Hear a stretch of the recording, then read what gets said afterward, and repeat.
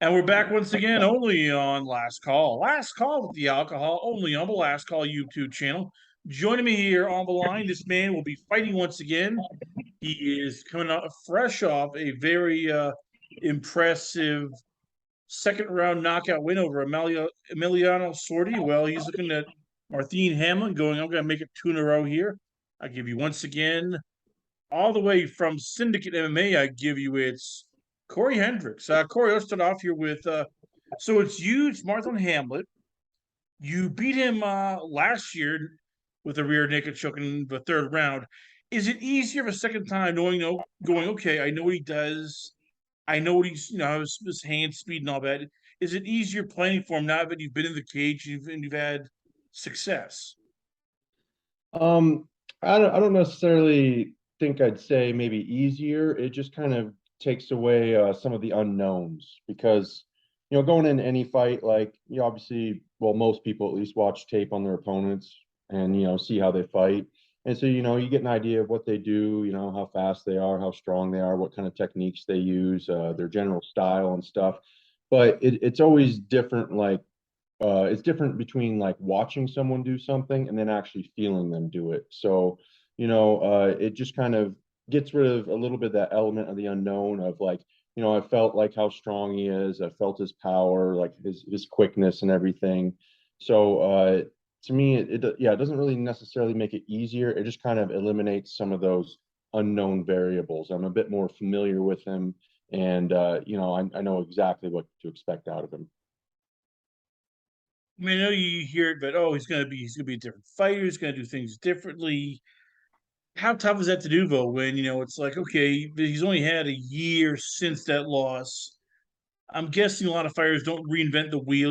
It takes him a couple fights here. So, are you expecting the same thing basically with maybe a little bit more new twist from him, or are you expecting a whole different fighter? I mean,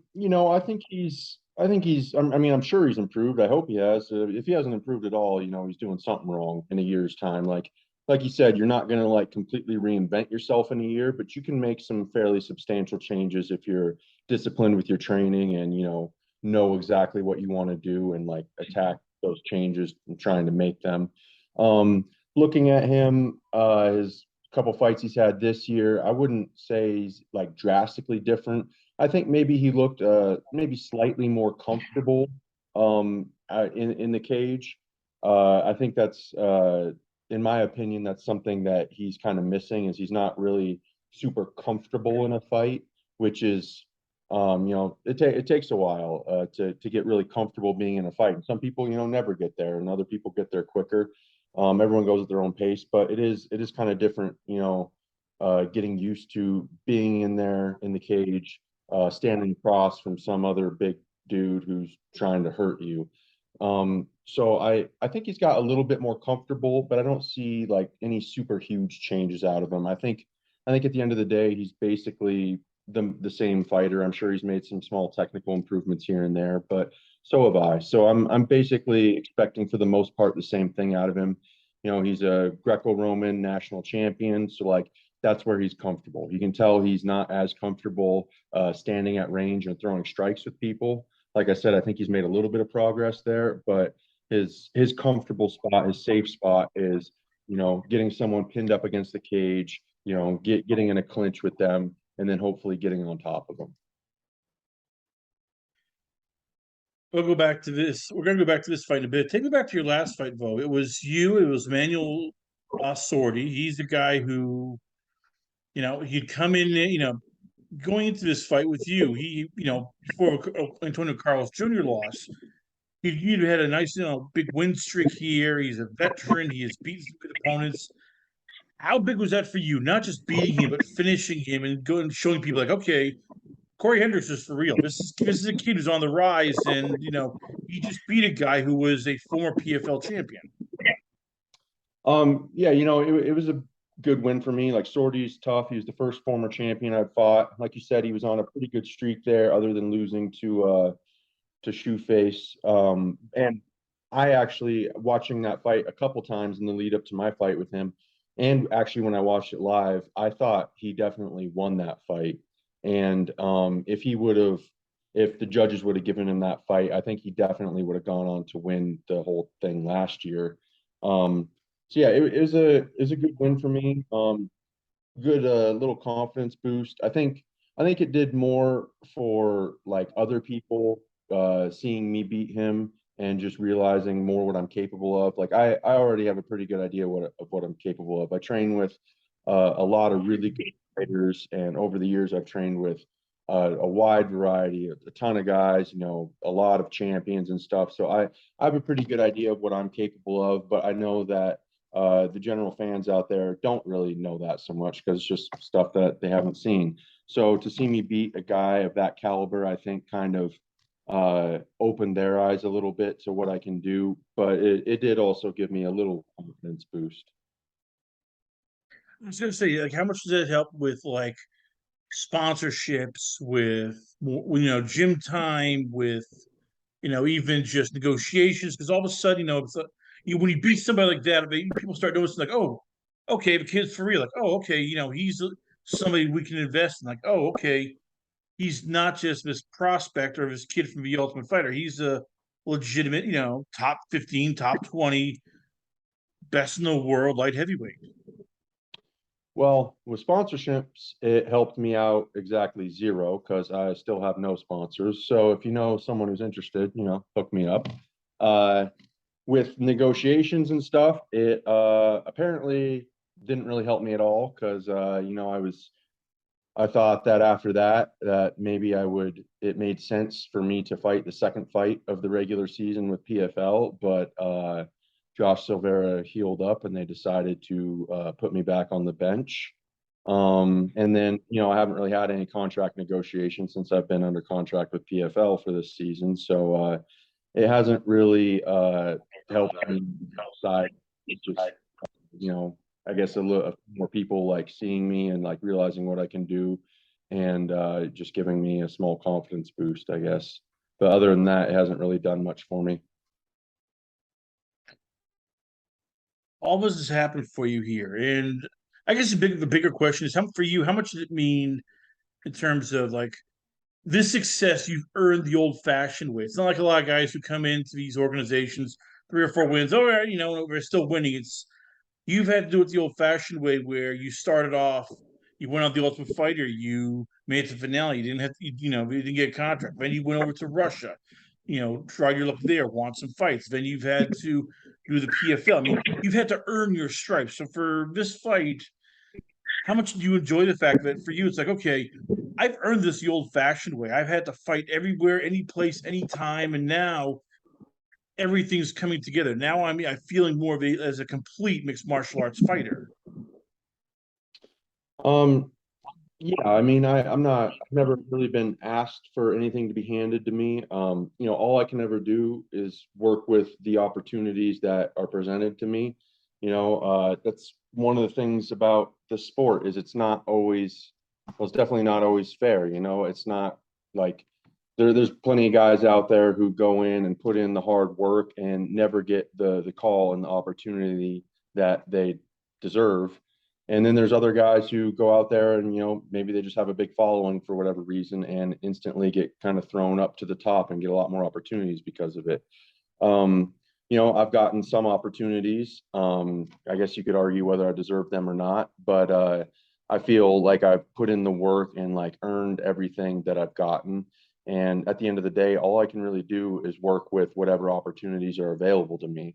Like the Ultimate Fighter, I got that after, only having 3 pro fights. So maybe some people would say that I didn't deserve it yet because, they had more fights or whatever. But at the end of the day, I won my way on the show. So I guess it is what it is. People can argue about that if they want. But um, at the end of the day, what really matters is winning fights.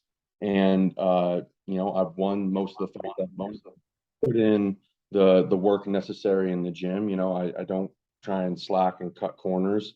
I know that the only way to get to the top is through hard work.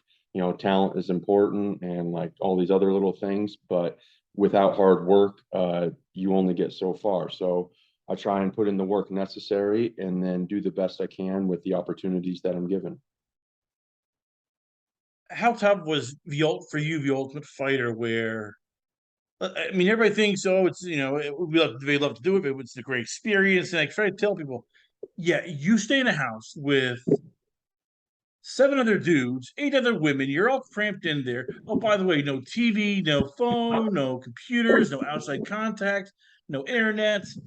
Everybody after a while just wants to kill somebody. By the way, you're dealing with coaches who they're great, but it's hi, how are you? Well, but you have 3 weeks to start a bond, and as you know, it usually takes a couple, a month or 2 months for coaches to understand like who you are as a fighter, what you can do, how to motivate you, how much of the back of the experience to go, okay, and you want to tell people like this is basically just a war of attrition. It was survive, stay healthy, don't get injured, and well, try not to piss anybody off or have people want just shove you into a hamper and kill you. Uh, I think the best way to describe The Ultimate Fighter is it's a unique and interesting experience. Like it's something that I won't ever have an experience like that again in my life.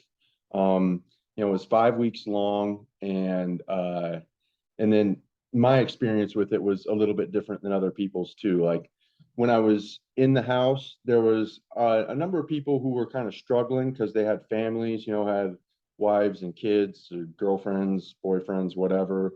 And so they were really struggling, like missing those people and stuff. I was single at the time, so I didn't have a family, didn't have a significant other or anything. So that really wasn't a big deal for me. I was like, 5 weeks, I can go 5 weeks without talking to my friends and family. It's not really a big deal. That part didn't bother me. The what made it unique and kind of difficult for me was that I hurt my neck uh like what was it, a week in? Yeah. We fought to go on the show, and then a week later I fought Khalil, and that's when I hurt my neck, and that was the worst pain I've ever experienced, and that made it really difficult. If I just ignore the pain aspect, it was a fun time and I enjoyed it, and I liked all the people that I was stuck in the house with, and again, it was really unique and interesting experience, so I enjoyed that. But I was also in the worst pain of my life, and couldn't stand up for more than like 5 minutes at a time, and that was just awful. So if I ignore the pain, it was cool and fun, and if I think back and remember the pain, then it was absolutely miserable. But overall, it was a good experience, and I'm glad that I did it. So what was it like for you? Because you got to train with you went to J Trick, who at the time had Robert Drysdale. She brought in Danielle, Warrior Right.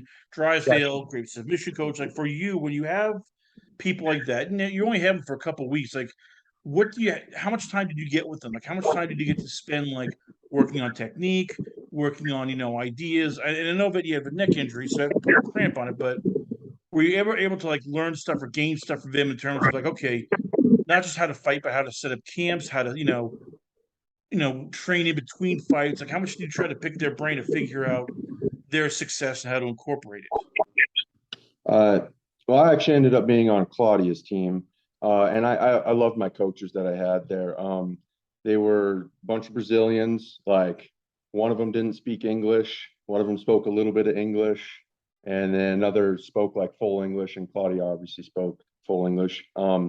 Yeah, it was just 5 weeks, so it's not like a ton of time. You're not going to like completely change your game, but you can pick up little things here and there, little tricks and stuff. And again, it was a bit of a different experience for me because yeah, after I got hurt a week in, I really wasn't doing a whole lot of training. For the next few weeks after that, I was doing a little training. I would train like once a day, but not really with the team because I couldn't. I would just kind of do my own thing or work with one of the coaches on the side, doing what I was capable of doing because I didn't know what my actual injury was, and I was still trying to continue on fighting. Um, but yeah, it was a little bit different for me just because I didn't actually get that much training in while I was on the show, just because I was injured. So I was more watching. But you can always learn. You don't have to actually do stuff to watch. You can, to learn. You can learn from watching and asking questions and stuff like that. So I picked up a few things here and there, but and it is always good to like get different perspectives on things.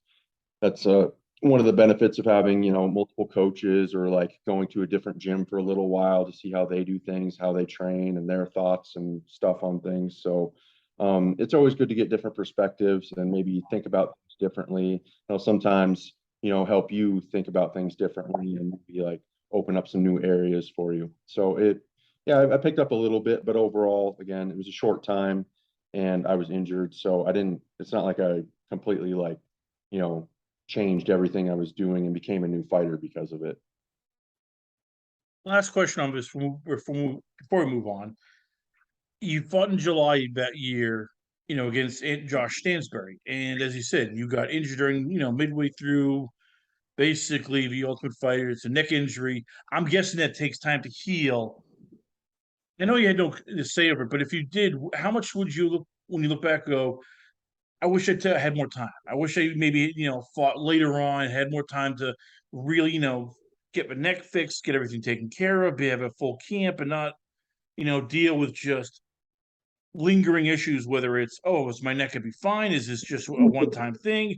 What happens if I get stretched or turned? Like, because it's never fun having any injuries regarding back or neck because you're always worried, will I re-injure it again just doing something small or simple? Yeah, I mean, obviously I wish I had more time, but it took probably about 2 years for me to get back to 100%. So, I mean, I'm not going to sit out for 2 years. At that point, it's that point you would have to decide, whether you want to like retire or not, because 2 years pretty significant there. And then, it was the opportunity. That's the opportunity that everyone wants. Is I was offered a fight in the UFC, and that's what I'm working towards, and I was able to fight. So I'm going to fight. I'm not going to let that opportunity slip through my fingers, because you never know if you're going to get that opportunity again. Like, maybe I turn that down and say like, no, I'm not good to go, and then I just never get the opportunity, and I ended up losing, so it didn't work out like super great for me. But I'm still glad I did the fight. I was able to fight. I thought I went into the fight feeling good, thinking that I was going to win the fight. I was nowhere near 100%, but I put in a training camp. I knew I was capable of winning. It wasn't like it was just an easy fight for Josh. I went in there. I went in there with the intentions and the capabilities of winning, and I thought I was going to win. My plan was to win that fight and then, take some time off to heal my neck and then, get back at it. It ended up, I lost, and then I still took some time off to heal my neck, and I eventually got cut by the UFC. But I still would do the same things the same way over again if I had another shot at it. I'm not gonna turn that opportunity down, because you just never know if you're gonna get that again. I think it would have been dumb to do. You go, you fought over in Russia a grand total of at least 5 times. I'm looking at right now.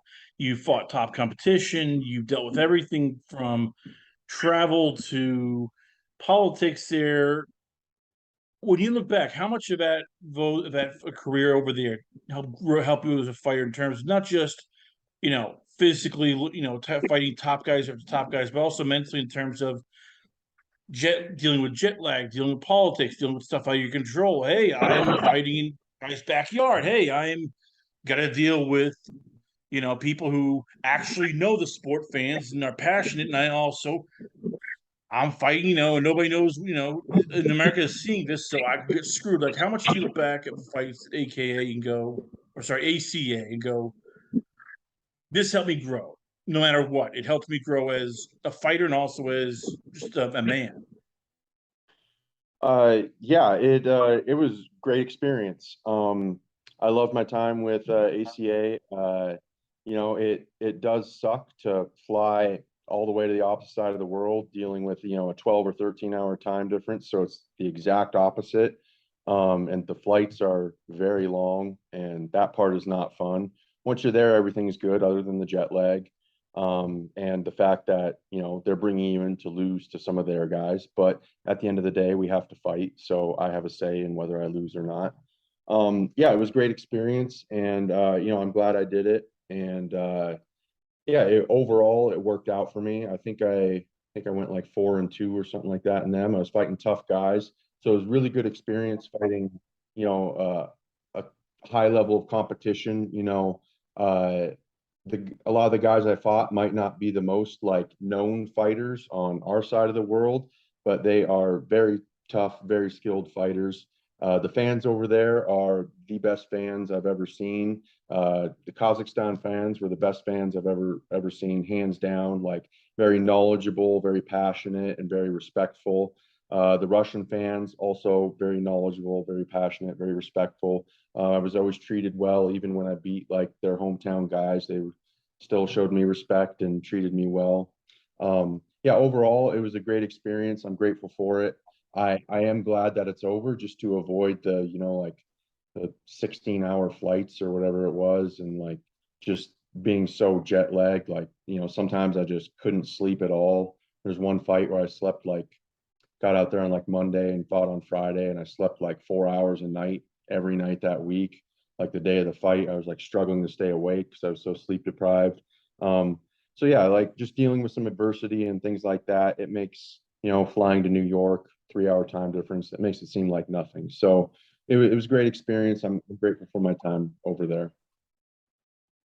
What's the one loss right now that you look back and go, it just bothers you? Either because you were injured or because you thought it was just bad judging. It was you look back and go, "Oh, I should have won that fight." It was had it been neutral ground, I would have won. Like, give me the one fight. Look back and go, God, I'd love to run that back. 'Cause if it was neutral ground, if it was, even just if I was healthy, it'd be a whole different story and a whole different day.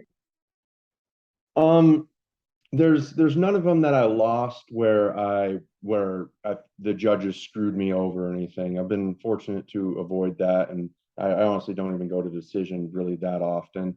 Um, it would more so be there's not one that really like stands out to me hugely. It's just there's some fights where I feel like I didn't fight that well. I made some mistakes or just didn't fight to my capabilities and my potential.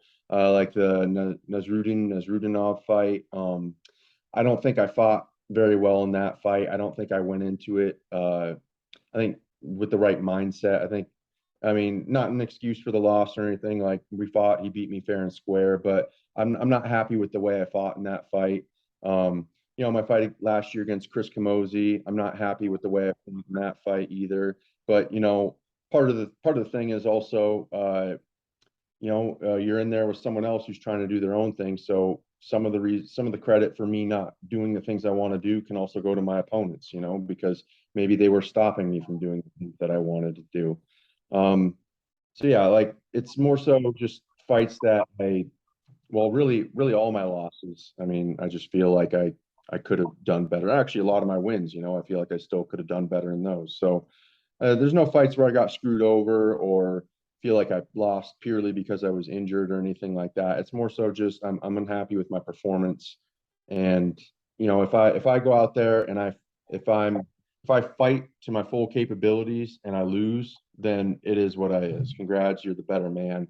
But I don't like going out there and then not fighting to my full potential and my full capabilities and then losing. That doesn't sit well with me. But at the end of the day, that's just kind of part of the job is you have to be able to show up every single time you get in the cage. And it's not the easiest thing to do to go out there every single fight and just be on mentally and physically and just have everything on point. That's one of the hard things about this sport and why having some of the records that these guys have, like Khabib going undefeated. Like he obviously has a great skill set and everything, but just the fact that he went out there 29 times and didn't have like an off night, at least to the point where he was lost the fight. That's one of the impressive things about that. Like John Jones, GSP, like the fact that they every time they get in the cage, they were able to perform well enough to win the fight. Because there's plenty of fighters who go out there and who are maybe better than their opponent, but just have an off night, aren't mentally there. Maybe they're a little bit hurt or whatever it is. It's hard to be 100% on for every single fight. There you have it, ladies and gentlemen. Once again, we're proud to have on the show one of the top light heavyweights in the world. You just don't know it yet. I'll be fighting once again only on it. It'll be PFL on August 5th. It's the playoffs, so we fight a regular fight. But there, you know what? I'm hoping, I'm holding on, I'm hoping he sneaks into these playoffs. Somebody gets injured, they call him up. Once again, we're proud to have on the show. I give you it's none other than Cory Hendricks. Cory, before I let you go, so where can fans check you out at? Where is the Twitter page, Instagram, the website? Where can fans hit you up at if they want to just get in touch with you? My Twitter and my Instagram are both Cory H MMA, CORYH MMA. I don't do a lot on Twitter. It's mostly Instagram, but yeah, follow me there. Cory Hendricks, ladies and gentlemen, once again, always an honor, pleasure having on the show. Stay tuned for more great action coming up only on Last Call. Last Call with the Alcohol, only on the Last Call YouTube channel.